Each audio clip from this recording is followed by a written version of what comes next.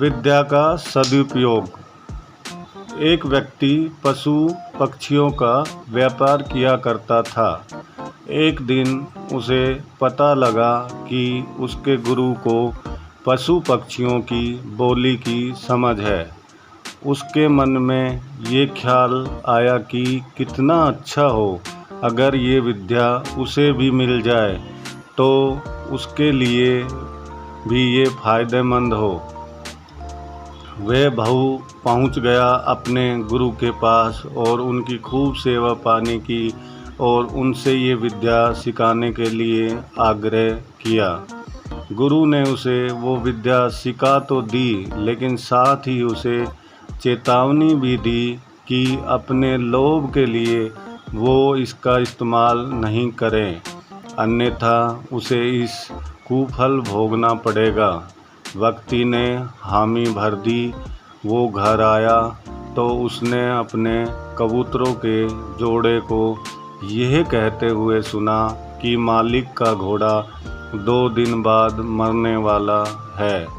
इस पर उसने अगले ही दिन घोड़े को अच्छे दाम पर बेच दिया। अब उसे भरोसा होने लगा कि पशु पक्षी एक दूसरे को अच्छे से जानते हैं। अगले दिन उसने अपने कुत्ते को यह कहते हुए सुना कि मालिक की मुर्गियां जल्दी ही मर जाएगी, तो उसने बाजार जाकर सारी मुर्गियों को अच्छे दामों पर बेच दिया। और कई दिनों बाद उसने सुना कि शहर की अधिकतर मुर्गियां किसी महामारी की वजह से मर चुकी है। वो बड़ा खुश हुआ कि चलो मेरा नुकसान नहीं हुआ। हद तो तब हो गई जब उसने एक दिन अपनी बिल्ली को ये कहते हुए सुना कि हमारा मालिक अब तो कुछ ही दिनों का मेहमान है।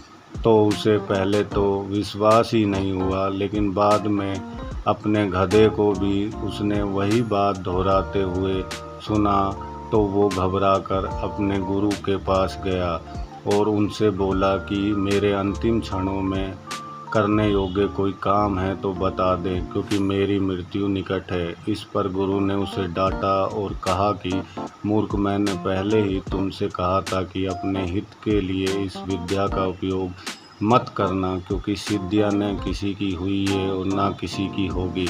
इसलिए मैंने तुमसे कहा था कि अपने लाभ के लिए और किसी के नुकसान के लिए इसका प्रयोग मत करना। धन्यवाद।